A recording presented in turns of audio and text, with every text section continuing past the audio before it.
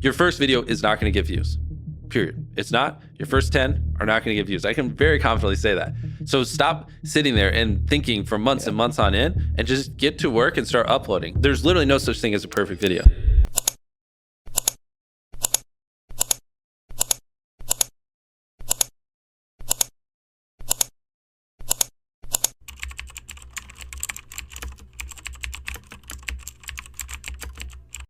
I don't ask if it'll go viral. I can figure out how to make it viral. That is an absurd thing to say.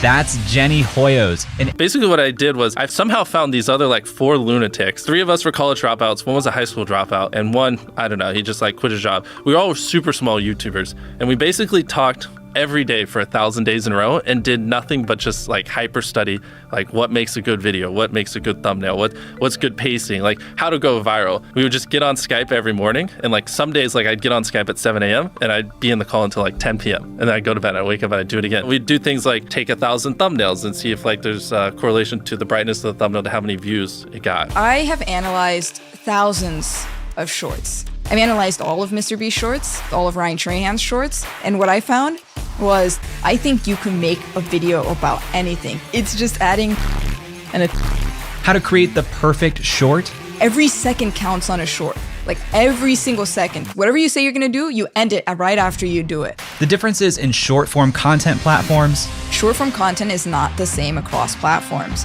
I noticed that YouTube likes retention doesn't matter as much as people think it does.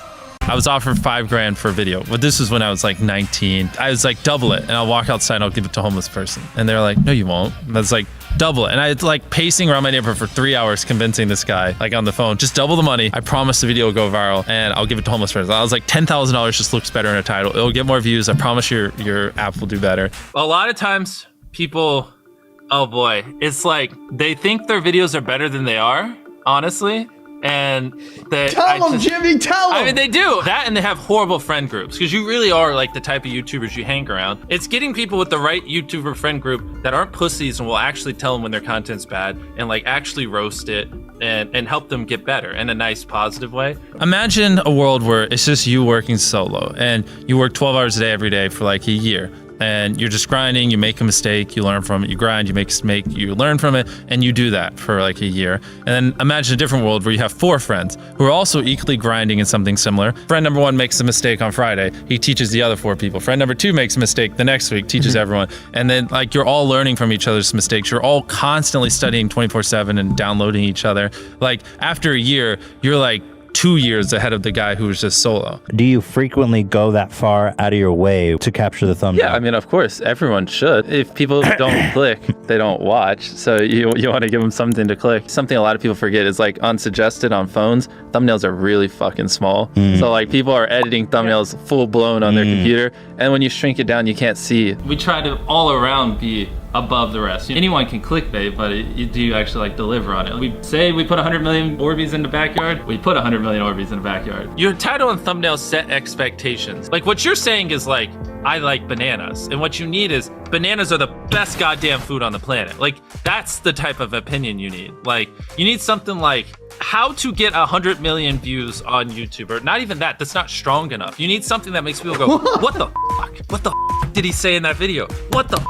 I need to know. At the very beginning of the video, to minimize drop-off, you want to assure them that those expectations are being met. If you're putting 1 million Orbeez in a pool, don't start the video with you shopping for, you know, your mom's birthday present. At the beginning of the video, just say, this is 100 million Orbeez. We're gonna fill this pool and this entire backyard with them. Match the expectations, and then you want to exceed them. So you want to assure people that what they clicked on is what they're getting, and then blow their mind and be like, but you're also getting even more. Anytime you say the word algorithm, just replace it with audience. The algorithm didn't like that video? No, the audience didn't like that video. If I wasn't retaining a viewer, just would it make sense for you to promote it? Why would you promote a 10-minute video that people watch on average a minute and a half? I mean, every video, even the stupid ones, I learned something, you know, and that's something I try to make a very big point of, is like, no matter how bad we mess up, like we sometimes have videos that have horrible retention. It's just like, as long as you learn from it, it's not the end of the world. Every YouTuber says it. It's like, no one will ever be able to replicate my style. I gotta edit it. But newsflash, someone can. It's actually not as difficult as you think. It was good that I got a really strong foundation on how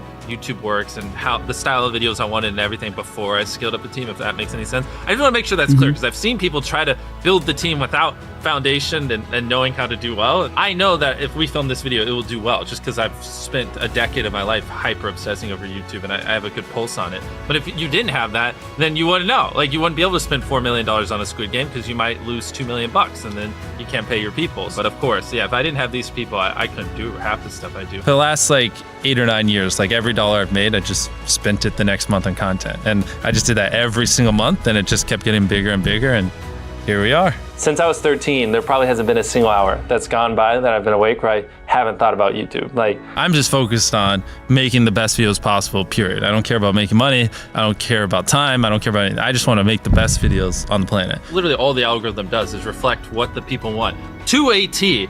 And if you deny that, you just make terrible videos and are trying to find a scapegoat. We do our videos in other languages as well. If you Google it, it's like only less than 10% of the world speaks English. So 90% of the world can't even enjoy your content. And when I realized that, I was like, wait a minute, 90% of the world can't even watch this stuff. Like, we just started doing this like 6 months ago, and it's crazy like how viral some of these videos are going. 51 million. In Spanish, the guy who does my dubs is the same guy who dubs Spider-Man. We managed to convince him. So a lot of those comments are like, why does he sound like Spider-Man? Or is MrBeast Spider-Man? To me, what's important is click-through rate, getting people to click on your video, and then average view duration, average view percentage, or just relative retention, and having them watch it. A lot of creators think click-through rate is just like the title and thumbnail and did they click it, but a lot of it too is, did they enjoy your last video? Because if someone watches a video of yours and they loved it, you can bet the next time you're recommended, their chance of clicking is a lot higher. Sometimes we're filming for 3 or 4 days, like 10 hours a day,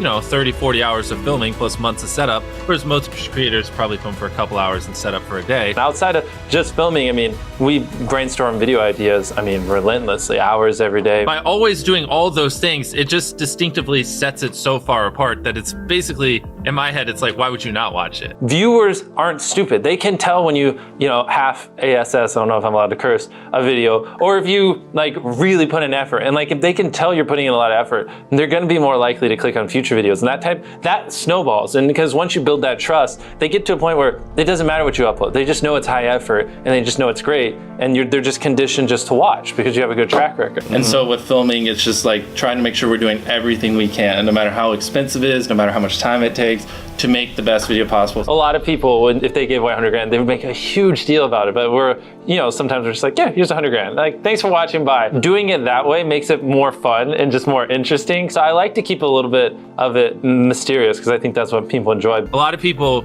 aren't willing to put in 10 hours days because they don't like what they're doing. So it's finding what they enjoy, because it is like a long grind. You're doing the for years, not months. So if you don't enjoy it, then you're gonna burn out. I just had the blessing of finding what I loved at a young age. So because to get to this level, it takes, a decade. Most people don't find what they love till their young 20s, so they'd be where I'm at in their 30s. Yeah. I just lucked out and found it when I was really young. Living your life chasing a nicer car and a bigger and bigger box to live in is kind of a dumb way to go about life. I actually, funny enough, I lived in a super below average home, and I kind of learned why famous people don't live in below average homes, because someone broke in, stole everything I owned. So I had to get a little nicer house for security reasons. But before I was robbed, my place is a little duplex, $700 a month. You get a roommate's $360 split. People think just because you go for views means you can't have fun, but you can pull views and you can have fun, which is what we purposely try to do. If you're not doing something that's just inherently fun to you, you're just quit. Just give up. You gotta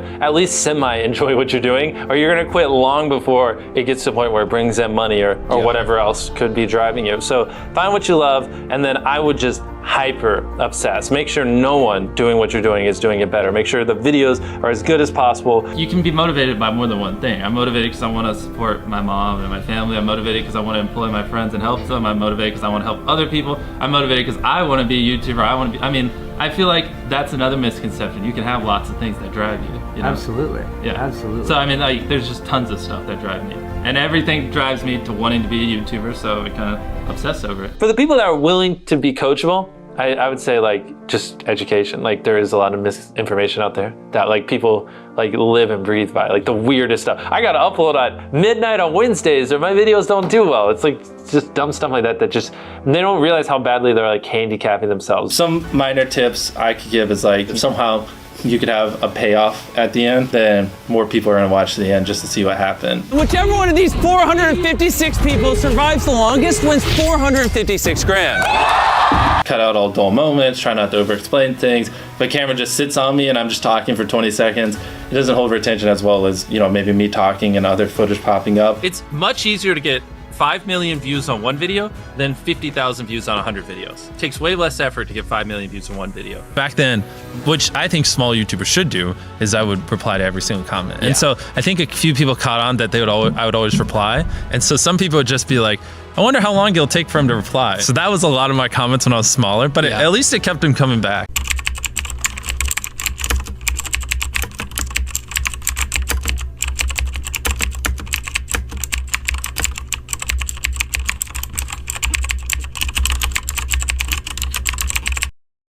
Don't forget to subscribe to Epic Earth-Voyager for more insights into viral trends and other fascinating topics. Like, comment, and share this video if you found it helpful. Stay tuned for our next video where we'll analyze trending topics and what makes them tick. See you next time.